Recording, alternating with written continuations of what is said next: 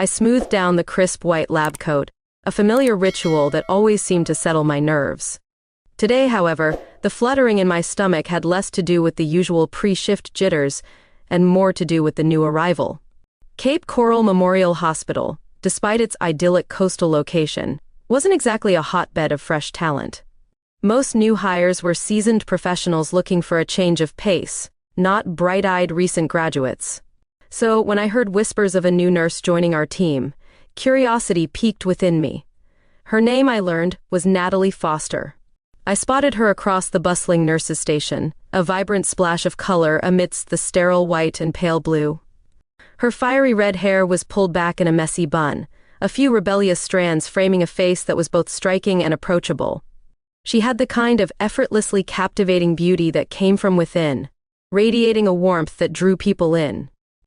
Her green eyes, bright and intelligent, scanned the room, taking everything in with an eagerness that hinted at a hidden depth. Even from afar, I could sense an energy about her, a vibrancy that felt like a jolt of electricity in the otherwise predictable rhythm of the hospital. It was intriguing, to say the least. Later that morning, I was tasked with giving Natalie the grand tour. Officially, it was part of my duties as head of general surgery, but secretly, I relished the opportunity to get a closer look. As I approached her, extending my hand, I couldn't help but notice the subtle flush that rose in her cheeks. "Dr. Lauren Thompson," I introduced myself, my voice perhaps a touch steadier than I felt. "Welcome to Cape Coral Memorial." Her handshake was firm, her grip surprisingly strong for someone so petite. Her fingers lingered against mine a moment longer than necessary, sending a surprising shiver down my spine. The fleeting contact was enough to ignite a spark, a subtle tension that hung in the air between us. I fought to maintain my composure, my professional demeanor threatening to crack under the intensity of her gaze. Showing her the various departments, the operating rooms, and the emergency ward, I found myself stumbling over my words, my usual eloquence replaced by a nervous stammer. Natalie, however, seemed unfazed by my awkwardness. She listened attentively, asking insightful questions that revealed a sharp mind and a genuine passion for her profession. Her enthusiasm was infectious, a stark contrast to the jaded cynicism that often permeated the hospital walls. As we walked, I couldn't help but steal glances at her, admiring the way her scrubs moved with her body, the subtle curve of her hips, the elegant line of her neck. Finally, after what felt like both an eternity and a fleeting moment, we found ourselves in the hospital cafeteria, seeking refuge from the controlled chaos of the wards. Over steaming cups of coffee, our conversation drifted away from the clinical and into the personal. We discovered a shared love for hiking, a passion for photography, and a mutual appreciation for good wine and even better company. The conversation flowed easily, effortlessly, like we'd known each other for years. Her laugh, a melodic sound that filled the otherwise sterile space, was infectious, and I found myself laughing along, genuinely enjoying her company. There was a connection, an undeniable pull that I couldn't ignore, no matter how hard I tried. As the afternoon wore on, I realized that the fluttering in my stomach hadn't subsided. But it had morphed into something else entirely. A nervous anticipation, a thrilling sense of possibility. Natalie Foster, the new nurse, was a breath of fresh air, a disruption in my carefully constructed world, and I had a feeling she was about to change everything. The weeks following Natalie's arrival were a blur of shared shifts, stolen glances, and a growing awareness that hummed between us. We were assigned to a particularly challenging case, a young boy with a rare heart condition that required constant monitoring and meticulous care. Working alongside Natalie in such a high-pressure environment only intensified the connection I felt. Her competence and unwavering focus impressed me. She moved with a quiet grace, her hands deft and precise, her decisions swift and assured. I found myself drawn to her composure under pressure, the way she never seemed to falter, even when faced with the most daunting of tasks. Our collaboration was seamless, our movements synchronized, our minds working in tandem as if we were two halves of the same whole. One evening, during a particularly grueling night shift, we found ourselves alone in the break room, the silence punctuated by the rhythmic beeping of monitors down the hall. Exhaustion clung to us like a second skin, but beneath the fatigue, a different kind of tension brewed. We talked, not about the complexities of the case or the demands of the hospital, but about ourselves. We shared stories of past relationships, of heartbreaks and disappointments, of the hopes and fears that kept us awake at night. Natalie spoke with a vulnerability that disarmed me, her voice soft and tinged with a hint of sadness. She confessed to a recent breakup, a relationship that had left her feeling bruised and uncertain. As she spoke, I felt a wave of empathy wash over me, an almost overwhelming urge to comfort her, to hold her close and reassure her that she was worthy of love. The air between us crackled with unspoken emotions, the silence thick with meaning. I could feel her gaze on me, intense and searching, as if she were trying to decipher the emotions swirling within me. I wanted to reach out, to bridge the small distance that separated us, but I hesitated, unsure of where the line between professional and personal lay. The annual hospital staff party arrived, a boisterous affair filled with forced cheer and awkward small talk. I wasn't particularly fond of such gatherings, preferring the quiet solitude of my apartment, but I felt compelled to attend, knowing that Natalie would be there. As I stood near the bar, nursing a glass of wine, I scanned the room, searching for her familiar red hair. Our eyes met across the crowded space, and a spark ignited, a silent acknowledgement of the unspoken tension that had been building between us. She made her way towards me, a shy smile playing on her lips, her green eyes shining with an intensity that made my heart skip a beat. We talked, we laughed, and we danced. The music, a mix of cheesy pop songs and classic rock anthems, faded into the background as we moved together, our bodies in perfect sync, our steps mirroring each other's. There was an intimacy in our movements, a closeness that transcended the confines of the crowded dance floor. As the evening drew to a close, we stood outside the venue, the cool night air a welcome reprieve from the stuffy atmosphere inside. We shared a lingering hug, our bodies pressed together, the scent of her perfume filling my senses. It was a hug that spoke volumes, a silent confession of the undeniable attraction that simmered between us. As I pulled away, I couldn't shake the lingering warmth of her touch, the ghost of her presence against my skin. The night ended with a silent promise, a shared understanding that something significant had shifted between us, something that couldn't be ignored. The jarring ring of my phone shattered the fragile peace of the early morning. The caller ID displayed a number I hadn't seen in years, a number I'd almost convinced myself I'd forgotten.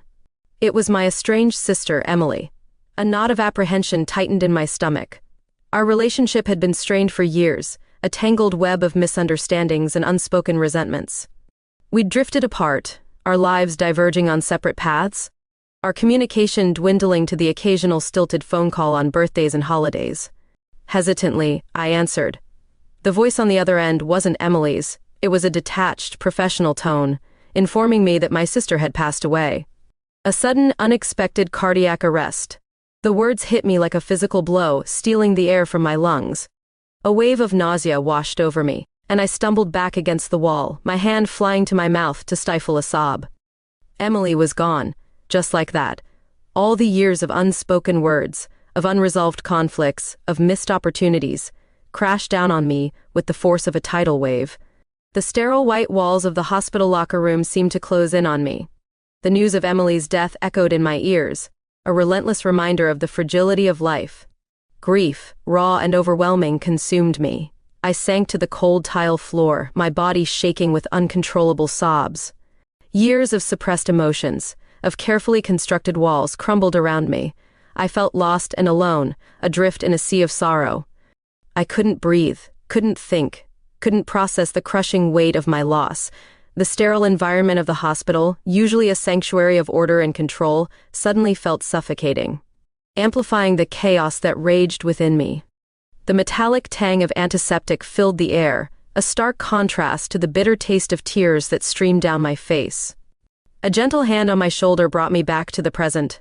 I looked up, my vision blurred by tears, to see Natalie standing beside me, her face etched with concern. Her presence, usually a source of comfort and excitement, now felt like an intrusion, a reminder of the life I was supposed to be living, the life that now felt impossibly distant.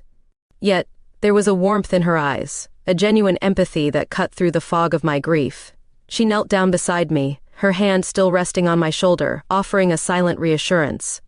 She didn't speak, didn't offer platitudes or empty condolences. She simply sat with me, her presence a quiet anchor in the storm of my emotions. Her touch, gentle yet firm, grounded me, reminding me that I wasn't alone. She handed me a tissue, her fingers brushing against mine, sending a small jolt of warmth through my numb body. Her soothing words, soft and low, were a balm to my aching heart. She offered to drive me home, her voice filled with a quiet strength that I desperately needed. I nodded, unable to speak past the lump in my throat. The drive home was a blur, the familiar streets of Cape Coral seeming unfamiliar and distorted through my tear-filled eyes. Natalie parked the car in my driveway and walked me to the door, her hand hovering protectively over my lower back.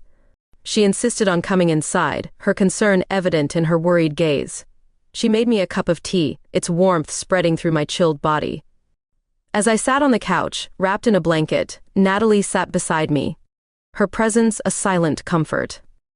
As she was leaving, our eyes met, and for a fleeting moment, the grief and pain receded, replaced by a different kind of ache, a longing for connection, for human touch.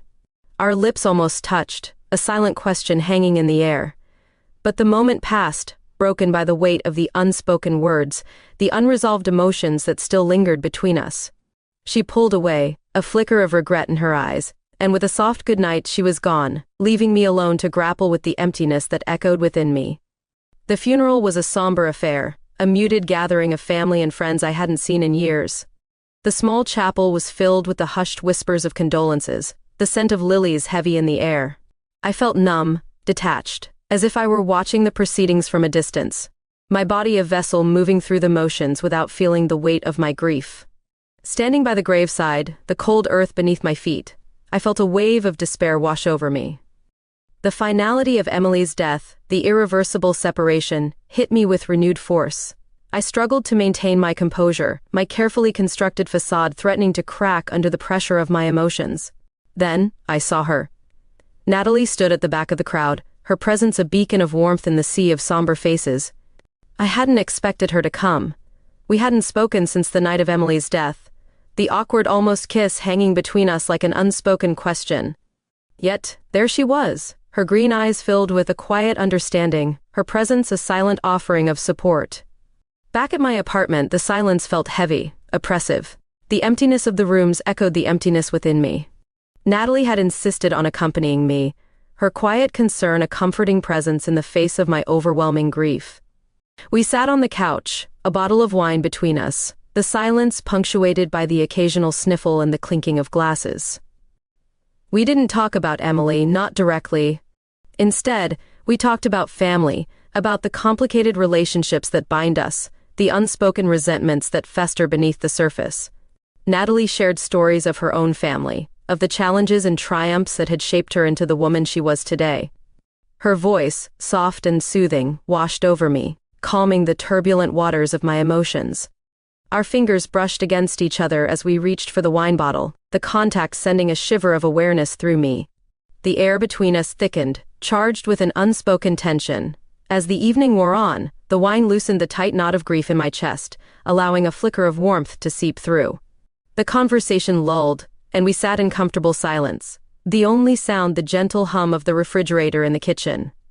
I looked at Natalie, really looked at her, and saw not just a colleague, a friend, but a woman who understood me, who saw the pain beneath my carefully constructed facade. Her hand rested on the couch cushion between us, her fingers inches from mine. I reached out, my fingers intertwining with hers, the contact sending a jolt of electricity through me. Her eyes met mine, a silent question in their depths. I leaned in, drawn to her like a moth to a flame, the unspoken tension between us finally snapping. Our lips met in a kiss that was both tentative and desperate, a mixture of grief and longing, of comfort and desire. The kiss deepened, becoming more urgent, more passionate, as if we were trying to erase the pain of the past with the intensity of the present moment. It was a kiss that shattered the carefully constructed walls I had built around myself, a kiss that revealed the depth of the emotions I had been suppressing for so long. It was a kiss that changed everything, but in the aftermath, a wave of guilt and confusion washed over me. The memory of Emily, of the grief that still clung to me like a shroud, intruded on the moment.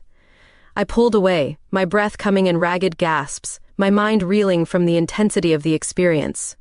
Natalie, her eyes wide with a mixture of surprise and uncertainty, rose from the couch and, without a word, left, leaving me alone in the silence of my apartment, the echo of the kiss lingering in the air. A tangible reminder of the complicated emotions that now swirled within me. The days that followed the kiss were a torturous dance of avoidance and longing. The easy camaraderie we once shared was replaced by a strained silence, a palpable tension that hung in the air between us. We barely spoke, our interactions limited to curt nods and hurried exchanges in the hallways. The hospital, once a shared space of purpose and collaboration, now felt like a minefield. Every corner a potential ambush of awkward encounters and unspoken emotions. Our colleagues, accustomed to our easy banter and collaborative spirit, noticed the shift in our dynamic. Whispers and curious glances followed us, adding to the already suffocating pressure. I found myself constantly replaying the kiss in my mind, the memory both a source of comfort and a source of guilt. The intensity of the connection we shared was undeniable, but the circumstances under which it had occurred, the shadow of my sister's death hanging over us, made it feel illicit, forbidden. The tension between us finally reached a breaking point during a particularly hectic shift. A patient, a frail elderly woman with a history of heart problems, experienced a sudden drop in blood pressure. In the confusion and urgency of the situation, our lack of communication, our unspoken tension, led to a critical error. A miscommunication about medication dosage resulted in the patient receiving an incorrect dose, putting her life at risk. Thankfully, the error was caught quickly, and the patient stabilized, but the incident sent shockwaves through the department. We were both reprimanded by our superiors. The gravity of the situation, a stark reminder of the consequences of our strained relationship. The professional repercussions were minor compared to the emotional turmoil that raged within me. The guilt of the near miss, compounded by the weight of our unspoken feelings, felt crushing. Later that day, I found myself in the cramped confines of the hospital supply closet, restocking shelves and trying to avoid the whispers and stares that followed me down the hallways. Suddenly, the door swung open, and Natalie stood there, her face flushed, her green eyes blazing with a mixture of anger and frustration. "We need to talk," she said, her voice low and tight. The words hung in the air between us, heavy with unspoken emotions. We argued, our voices hushed but sharp, the words tumbling out in a torrent of accusations and recriminations. We blamed each other for the medication error, for the tension that had poisoned our working relationship, for the unspoken desires that had led to the kiss. As we argued, the small space of the supply closet seemed to shrink, the air thick with the heat of our emotions. The anger, however, was a thin veneer, masking the deeper emotions that simmered beneath the surface. As the argument reached its crescendo, the anger dissolved, replaced by a raw vulnerability, a desperate need for connection. Our eyes met, and the anger in her gaze softened, replaced by a longing that mirrored my own. Without a word, I reached out and pulled her into my arms, our bodies colliding in a desperate embrace. Our lips met in a kiss that was even more intense than the first, a fiery expression of the pent-up emotions that had been simmering between us. The kiss was a silent acknowledgement of the undeniable connection we shared, a desperate attempt to bridge the chasm that had opened between us. It was a kiss that left us both breathless, shaken, and more confused than ever. The intensity of the kiss in the supply closet left me reeling, a whirlwind of conflicting emotions swirling within me. I needed space, time to process the tumultuous events of the past weeks, the grief over Emily's death, the burgeoning feelings for Natalie, the guilt and confusion that tangled within me. I took a personal day, leaving the sterile confines of the hospital for the open expanse of the beach. The rhythmic crash of waves against the shore, the salty tang of the ocean air, offered a semblance of peace, a temporary reprieve from the emotional turmoil that consumed me. I walked for hours, my feet sinking into the soft sand, the vastness of the ocean a stark contrast to the constricted space of my own thoughts. As I walked, I replayed the events of the past weeks in my mind, trying to make sense of the chaotic jumble of emotions. The grief over Emily's death, the unexpected connection with Natalie, the stolen kisses, the arguments, the fear and the longing, it all swirled together, a confusing mix of pain and pleasure, guilt and desire. The rhythmic sound of the waves, the vastness of the ocean, began to soothe my troubled mind. With each step, a sense of clarity began to emerge. I realized that my avoidance of Natalie, my attempts to suppress the feelings that had blossomed between us, were rooted in fear. Fear of the unknown, fear of the judgment of others, fear of the intensity of the emotions she evoked within me. But more than fear, I felt a profound sense of longing, a desire for connection, for intimacy, for the kind of love I had never allowed myself to experience. As the sun began to set, casting a warm golden glow over the ocean, I made a decision. I would no longer run from my feelings, no longer hide from the truth that had been staring me in the face. I would embrace the connection I felt with Natalie, regardless of the consequences. As I drove home, a sense of anticipation filled me, a nervous excitement that bubbled in my chest. When I pulled into my driveway, I saw her standing on my porch, her red hair illuminated by the porch light, her green eyes shining with a mixture of apprehension and determination. She had come to me. We stood on the porch for a moment, the silence filled with unspoken emotions. Then, she spoke, her voice soft but firm. "I can't keep pretending that what happened didn't happen," she said, her gaze unwavering. I feel something for you, Lauren. Something real." Her words were a balm to my soul, a validation of the feelings I had been trying so hard to deny. I invited her inside, and we talked for hours, our conversation flowing freely, honestly, as we laid bare our fears, our desires, our hopes for the future. The vulnerability we shared created a deeper intimacy than any physical connection we had experienced before. As the night deepened, our conversation turned to whispers, our touches becoming more intimate, more exploratory. The air between us crackled with anticipation, the unspoken question hanging between us. Slowly, reverently, I reached out and unfastened the clasp of her necklace, my fingers brushing against the warm skin of her neck. She shivered at my touch, her eyes closing as she leaned into my caress. With a trembling hand, I reached for the hem of her blouse, my fingers tracing the delicate curve of her waist. The purple, soft velvet of her underwear hinted at the passion that simmered beneath the surface. The night unfolded with a tenderness and intensity that was both exhilarating and terrifying, a culmination of the unspoken desires that had been building between us. It was a night of exploration, of discovery, of surrender. It was a night that changed everything. Inevitably, whispers about Natalie and me began to circulate through the hospital. The hushed tones, the sideways glances, the knowing smiles, they were a constant reminder that our secret was out. Some colleagues were supportive, offering discreet smiles and words of encouragement. Others were less accepting, their judgment palpable in their averted gazes and hushed whispers. The scrutiny was uncomfortable, a constant hum of disapproval that followed us through the sterile corridors. The hospital, once a sanctuary of professionalism and order, now felt like a fishbowl, our every move observed and dissected. The pressure mounted, threatening to suffocate the fragile newness of our relationship. The weight of societal expectations, the ingrained prejudices against same-sex relationships, pressed down on us, threatening to crush the joy we had found in each other's arms. We found solace in stolen moments, a quick hand squeeze in the hallway, a lingering glance across the crowded cafeteria, a shared smile in the midst of chaos. These small acts of defiance, these quiet affirmations of our love, became our armor against the judgment of the world. The news eventually reached my parents. Their reaction was predictably less than enthusiastic. A strained phone call, filled with stilted silences and veiled criticisms, left me feeling bruised and exposed. My relationship with my parents had always been complicated, their conservative values often clashing with my own more liberal worldview. Coming out to them, even indirectly, felt like ripping open an old wound, exposing the raw vulnerability beneath. Their disapproval, though anticipated, stung, a reminder of the deep-seated prejudices that still existed, even within my own family. The conversation left me feeling isolated, adrift, the familiar comfort of family replaced by a chilling sense of alienation. The weight of their judgment, the unspoken disappointment in their voices, threatened to crush the fragile sense of self-acceptance I had been cultivating. I retreated into myself, seeking refuge in Natalie's arms, her unwavering love a lifeline in the turbulent waters of family disapproval.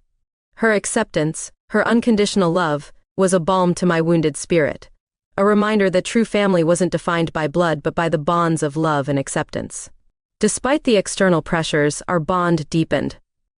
We found strength in each other's arms, our love a shield against the judgment of the world. We sought refuge in the quiet moments, stolen kisses in the deserted hospital garden, whispered conversations in the dimly lit break room. In the midst of the chaos and disapproval, our love bloomed, a defiant act of rebellion against the constraints of societal expectations. One evening, as we sat in the hospital garden, the setting sun casting long shadows across the manicured lawn, Natalie took my hand in hers, her gaze steady and unwavering. "We can't let them win," she said, her voice soft but firm.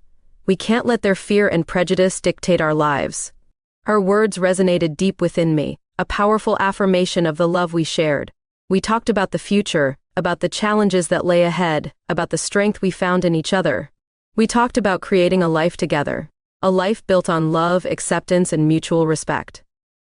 As the first stars began to appear in the twilight sky, we sealed our commitment with a tender kiss, a silent promise to face the future together, hand in hand, our love a beacon of hope in the darkness. The kiss was a testament to the resilience of our love, a defiant act of rebellion against the forces that sought to tear us apart. It was a kiss that spoke of hope, of resilience, of the enduring power of love in the face of adversity. Navigating the complexities of our relationship within the confines of the hospital proved challenging. The whispers and stares, though less frequent, still lingered, a constant reminder of the scrutiny we faced. We made the difficult decision to transfer to different departments, creating a necessary professional distance while preserving the intimacy we had found. The change was jarring, disrupting the familiar rhythm of our shared routines, but it was a necessary step, a way to establish healthy boundaries and protect our professional reputations. I missed the easy camaraderie of working alongside Natalie, the silent understanding that had flowed between us. But the distance also brought a new appreciation for the precious moments we stole together. A quick coffee break in the cafeteria, a shared lunch in the park across the street, a stolen kiss in the deserted hallway after a late shift. These moments, small and fleeting, became even more precious, a testament to the enduring strength of our connection. Months turned into a year, our love deepening with each passing day. We weathered the storms of family disapproval, societal prejudice, and professional challenges, emerging stronger and more committed than ever. We planned a weekend getaway, a quiet escape from the pressures of work and the prying eyes of the world. We rented a small cottage on the coast, a secluded haven where we could simply be ourselves, without the weight of expectations or the fear of judgment. As we sat on the porch, watching the sunset paint the sky in vibrant hues of orange and pink, we talked about the future. We spoke of our dreams, our aspirations, our hopes for a life together. We talked about commitment, about the possibility of making our love official, of sharing our lives not just in private, but in the public eye. The conversation flowed easily, naturally, the unspoken words hanging in the air between us, filled with love, trust, and a shared vision for the future. As the stars emerged in the darkening sky, we exchanged promises, whispered vows of love and commitment, our words carried on the gentle ocean breeze. The air was filled with a sense of anticipation, a shared understanding that we were embarking on a new chapter, a chapter filled with love, hope, and the promise of a future together. A year after the night everything changed, we stood hand in hand on the same beach where I had found clarity amidst my grief.